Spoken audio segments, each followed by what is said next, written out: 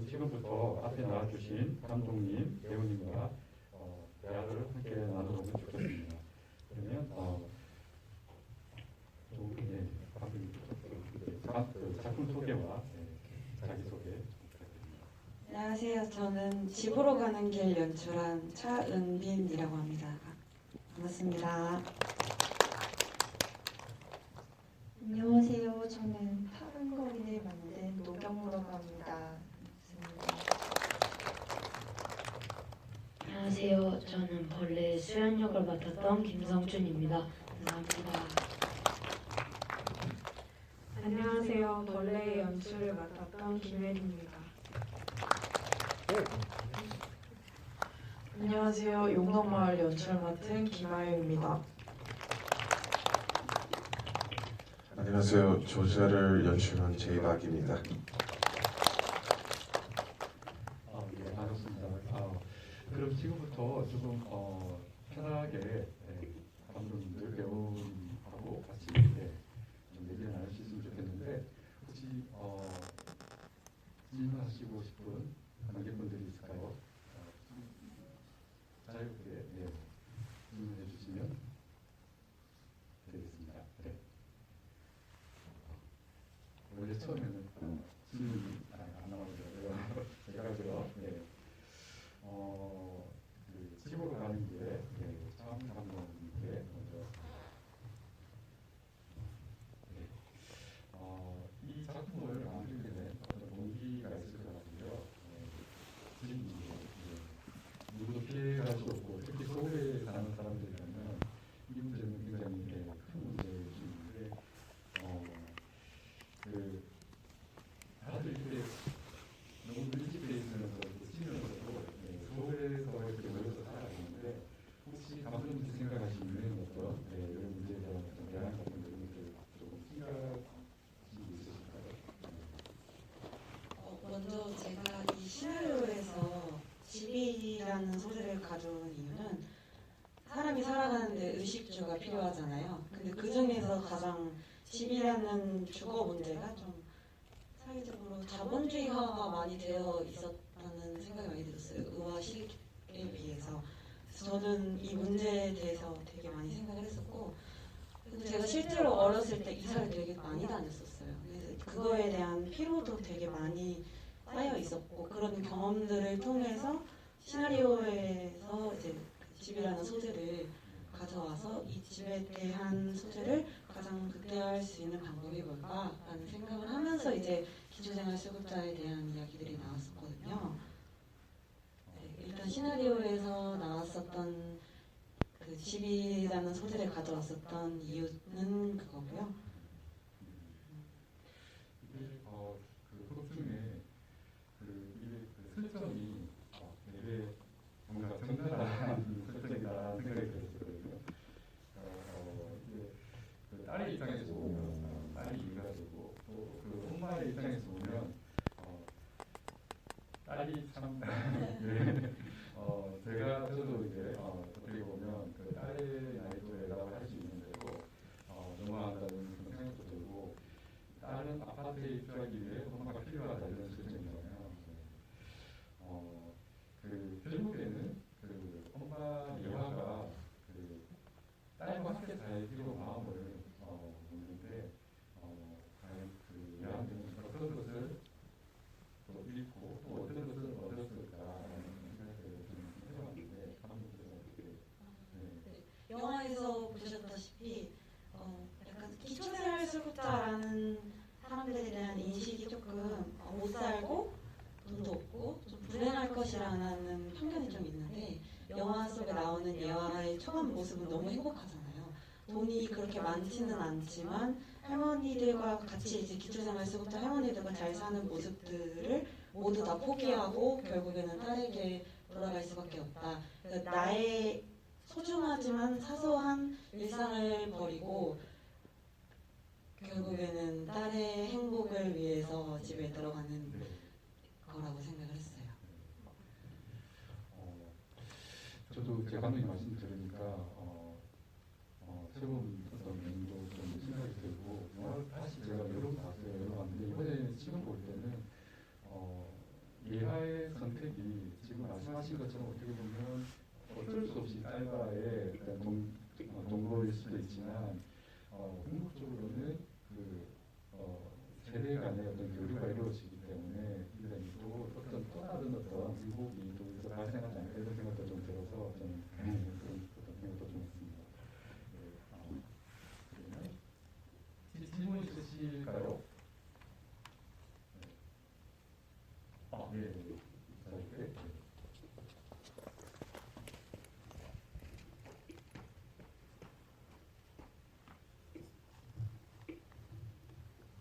네, 안녕하세요. 우선 따뜻하고 사랑스러운 영화들 너무 잘 봤고요. 벌레 감독님께 질문 드리고 싶은데요. 우선 다른 제목들을 놔두고 벌레로 제목을 설정하신 이유가 있으신지도 궁금하고요. 그리고 상장에 은상 부분이 도려져 있더라고요. 그 부분으로 이제 울상되는 주인공 친구 모습이 보이는 앵글이 특히 귀여웠는데 혹시 그 상 부분을 도려내신 이유가 따로 있으실지도 궁금합니다. 그리고 또 용덕마을 감독님께도 질문 드리고 싶은데요. 혹시 이 이야기를 생각하게 되신 계기가 있으신지 궁금합니다. 네, 일단 제목에 관한 걸 먼저 답해드리자면 2가지 정도 이유가 있는데요. 이 친구가 곤충을 굉장히 좋아하는 아이잖아요. 근데 어떻게 보면 다른 거에 비해서 태권도나 글라이더에 비해서 곤충을 좋아한다는 거는 되게 하찮게도 볼 수 있는 것 같아요. 근데 더 하찮아 보이는 벌레를 마치 좋아하는 아이처럼 해서 하찮은 생명체를 좋아하지만 그 하찮은 마음은 하찮은 거 그 좋아하는 마음은 하찮은 게 아니다라는 거를 좀 보여주고 싶었고, 두 번째 이유는 책벌레나 공부벌레처럼 그 벌레라는 의미가 굉장히 좋아하고 몰입하는 지칭하는 말도 있거든요. 그래서 벌레라고 짓게 되었고요. 은상 부분을 도려낸 이유는 사실 그 상장이 중요한 게 아니라 그 아이의 마음이 중요하다는 거를 좀 비유적으로 보여주고 싶어서 은상 부분을 도려내고 그 아이를 그 너머로 볼 수 있게 만들었습니다.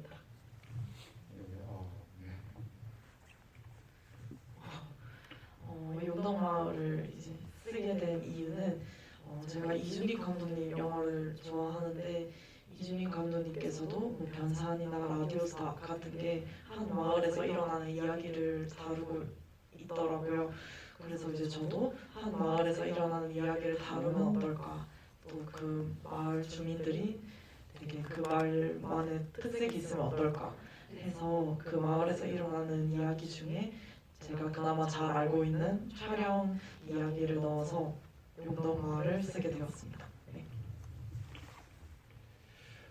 용덕마을 감독님께 그냥 따라서 지금 그 로켓시가 원래 이름은 용덕마을이 아니잖아요. 근데 그 지명 이름이 되게 재밌더라고요. 그 청하라는 지명도 있고 램지라는 지명도 있는데 용덕마을도 그렇지만 그 지명에 혹시 어떤 그 의미를 담고 싶었던 게 있는지. 이제 버스 정류장 나올 때 용덕마을이랑 옆에 청하 왠지 이렇게 적혀 있었는데 사실 이제 의미하는 거는 이제 로케이션 헌팅을 다닐 때 저희 어머님께서 실제로 로드 매니저를 해주시면서 많이 같이 다녔었거든요. 그래서 이제 엄마가 가끔 취미로 시를 쓰시는데 앞에 이제 뭐라 해야 되지? 청아 김 누구누구 이런 식으로 앞에 이제 호명칭을 쓰시거든요. 그래서 엄마한테 고마운 마음에 청하라는 걸 쓰게 되었고, 그리고 저희 가족 자체를 그냥 이제 저희 가족이 막 괴짜 가족이라고 얘기를 많이 해서 저희 가족끼리의 별명이 약간 왠지 가족이라는 별명이 있어요. 그래서 저희 가족을 또 그냥 보여주고 싶고 또 저희 가족만 알 수 있는 약간 이스터 에그랄까? 그래서 왠지와 청아를 적게 되었습니다. 혹시 또 질문 있으실까요? 네. 없으세요? 네. 그러면 제가 그 파란조인 감독님께 노정호 감독님께 질문 좀 드리겠습니다. 그림의 색깔이 파란색이고 그림이 자기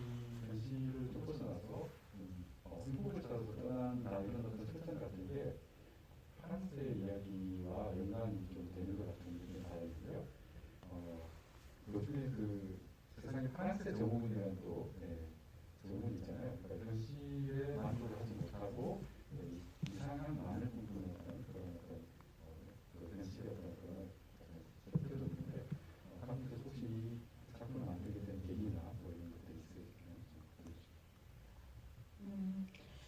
알려주시죠. 계기는 제가 그림책을 만들면서 어떤 창작을 시작하게 됐거든요. 근데 그림책을 혼자 만들고 누군가에게 어떤 평가를 받았을 때 그 평가가 긍정적이지만은 않아서 들으면서 뭔가 나 자신이 점점 작아진다는 느낌을 받았어요. 그래서 거기서부터 출발한 이야기고 근데 행복을 찾아 나선다기보다는 그 주인공인 파란거인이 밖에 나가서 어떤 빛을 보고 거기를 쫓아가는데 예를 들면 제가 비유를 해보자면 제가 영화 학교에만 가면은 내가 되게 멋있는 감독이 돼 있을 거다 이렇게 막연히 생각하면서 갔지만 사실 그렇지 않았고 학교 타이틀이 주는 것보다 그 과정에서 내가 친구들과 같이 공부하면서 어쨌든 더 귀중하고 값진 경험이었거든요. 그래서 그런 것들을 거의 빛을 향해서 갔다가 사실은 갔던 게 유리조각이었고 정말로 빛은 하늘에 있는 별이었고 뭐 그런 것들을 비유적으로 말하고 싶었고 결국 돌아와서는 너무 자만했던 마음을 조금 버리고 자기 집에 맞는 크기를 갖게 되는 그런 결말로 이야기를 쓰게 됐습니다. 네. 감독님의 그 어떤 뒷 얘기를 들으니까 훨씬 더 뭉뚱해지는 것 같아요. 그러면 조지아 감독님께 또 제가 질문을 계속해서 제가 질문 혹시 드리시면 제가 제이 감독님 영화를 지목하고 질문이 있습니까? 그러게요. 제가 그 진행이 그렇지 못한 점 좀 이해해 주시면 감사하겠습니다. 참 특별한 기회인 것 같아요. 이렇게 그 감독님들과 배우님하고 이렇게 관객들 이렇게 직접 만나서 이런 기회가 단편 영화는 특히나 굉장히 소중하기 때문에 정말 감사한 시간인 것 같습니다.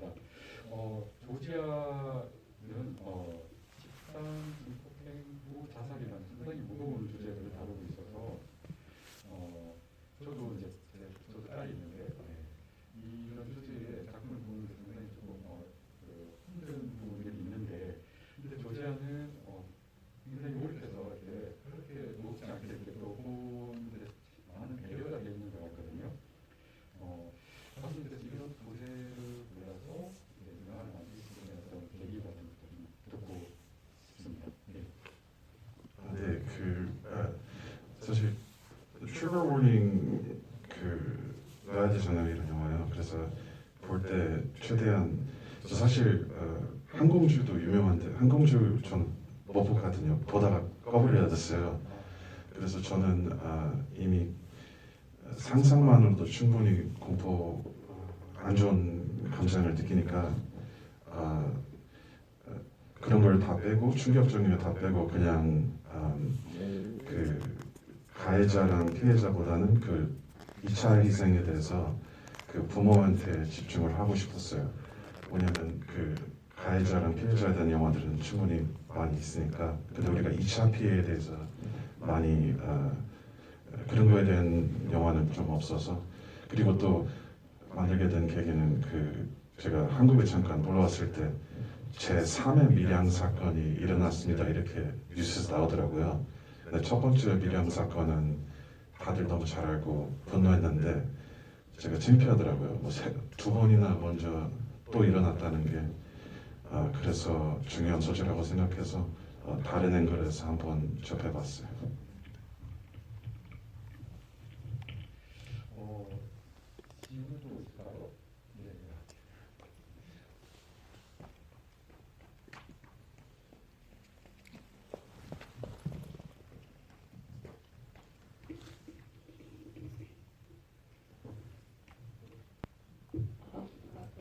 희야 감독님께 질문이 있는데요. 이제 부모님이 폰트에 되게 집착을 하셨잖아요. 그 이유랑 마지막에 네모네모 이렇게 현수막에 걸렸던 게 저는 가게에서 그걸 만들 수 있다고 말한 것 같았는데 왜 그렇게 나온 건지 궁금합니다. 첫 번째가 뭐였죠? 죄송합니다. 제가 잘 안 들어서. 폰트에 조지아 폰트에 집착을 했는데. 네.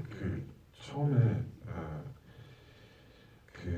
포스터로 시작하는데요. 이게 조지아 디자인 학교거든요. 그래서 이제 좀 짐작을 해야 되는데 그게 약간의 구멍이라고도 할 수 있어요. 그 영화에 스토리 보면 어떤 면에서 왜 조지아 폰트를 이렇게 집중적으로 할까?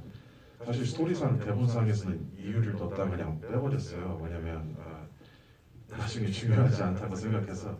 근데 어느 정도 스토리 면에서는 좀 구멍인 것 같아요. 근데 맨 앞에 보면 그 힌트들이 다 있어요. 예를 들어서 뭐 조지아 디자인 대회도 있고, 그 다음에 벽에 보면 계속해서 조지아 폰트를 공유했던 딸의 그 증거들. 그래서 그런 증거들로 통해서 사람을 잃었을 때 그런 흔적을 갖다가 그 흔적을 통해서 그 사람을 많이 기억하는 거를 그걸 보여주고 싶어서 그런 디테일로 알아가게끔 했고요. 그 다음에 그 조지아 폰트를 그때 그렇게 대사를 하거든요. 내 실력 이상인데 사실 조지아 폰트를 만들 수 없거든요. 새롭게 제작을 해야 돼서. 그리고 또 상징적인 의미에서 이게 이런 것들을 언어화할 수 없다는 거를, 그런 고통이나 그 부모의 감정, 그리고 아직까지도 이게 세상한테 얘기하고 싶은데 이게 전달이 안 된다는 것을 보여주기 위해서 그 설정을 이용했어요. 다른 나라로 폰트를 바꿨을 때 이 현상이 일어나는 것을, 그거를 이용했어요. 한국말 진짜 못한다 지금. 죄송합니다.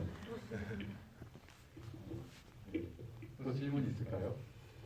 네.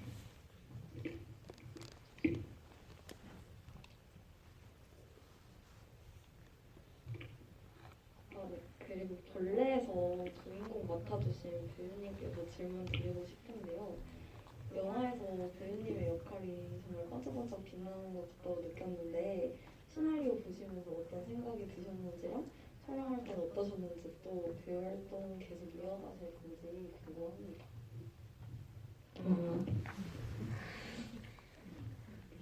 저는 그냥 대본 볼 때 감독님이 대본 잘 써주셔서 그냥 잘 연기할 수 있었던 것 같고요. 나중에는 연기 열심히 해서 좋은 배우 되도록 하겠습니다. 박수 부탁드립니다. 연기가 되게 굉장히 성취했어요. 아마 저는 감독님께서 때깔 같은 주문을 하시지 않았을까 그런 생각이 드는데, 질문이 나오네요. 네. 혹시 더 질문하실 거 있으신가요? 시간이 어느 정도 남았어요? 5분. 저 한번 질문할게요. 네. 벌레 감독님 너무 잘 봤습니다. 벌레 대출인데 그 캐릭터들마다 마치 이미 이게 시리즈고 너무 캐릭터들이 너무 강하더라고요. 그 배우들이 첫 장면에 나왔던 여자가 주인공이 될 수도 있고, 또 나중에 나왔던 사람도 주인공이 될 수도 있고, 이런 느낌이 나왔는데 이렇게 디테일하게 인물들을 이렇게 만들 수 있는, 어떻게 그렇게 할 수 있었는지 궁금해요.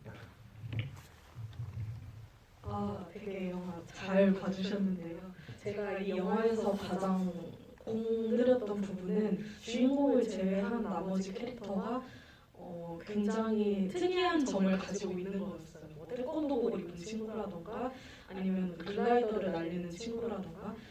그러니까 왜냐면 주인공이 그에 비해서 되게 존재감이 없는 사람처럼 비춰지기를 바랬어요. 그래서 옷도 혼자 회색을 입고 있고 되게 색깔이 강한 아이들 속에서 그 이유는 이 주인공이 하루간의 모험을 통해서 자기의 존재감을 찾는 과정을 그리고 싶었는데요. 초반에는 그냥 회색 티지만 가면 갈수록 막 땀이 엄청 묻어 있고 등 뒤에 발자국이 생기고 굉장히 옷이 더러워져요. 근데 그렇게 무채색이었던 아이가 그 하루간의 모험을 통해서 그 더러워지는 과정이 자기 자신을 찾고 그 다른 친구들처럼 자기 자신만의 색깔을 찾는 과정이라고 생각해서 다른 아이들은 원래부터 더 돋보이게 하고 그 주인공은 가면 갈수록 돋보이게 하려고 했던 것 같습니다. 네. 또 질문 더 있으실까요? 아, 예. 좋은 기회죠. 직접 만드신 분들한테 질문하실까요? 네, 노경무 감독님 파란 거인에 대해서 질문드리고 싶은데요. 거인을 파란색으로 설정하셨는데 파란색이 상징하는 의미가 아까 사회자님 말씀하신 대로 파란색의 희망 같은 걸 표현하고 싶으신 건지 어떤 상징적인 의미가 있는지 궁금합니다. 희망은 아니고 근데 갔다 와서는 희망이라고 할 수도 있을 것 같아요. 근데 이제 집을 벗어나기 전에는 집이 너무 좁아서 제대로 할 수 있는 게 없으니까 우리 보통 영어 단어의 블루라는 단어가 우울함을 뜻하니까 그래서 거인의 색깔을 파란색으로 하면 그 주인공의 기분을 잘 전달할 수 있겠다라고 생각해서 처음에는 설정했었는데 이제 돌아와서는 더 이상 우울하지는 않으니까 희망이라고 할 수도 있을 것 같습니다.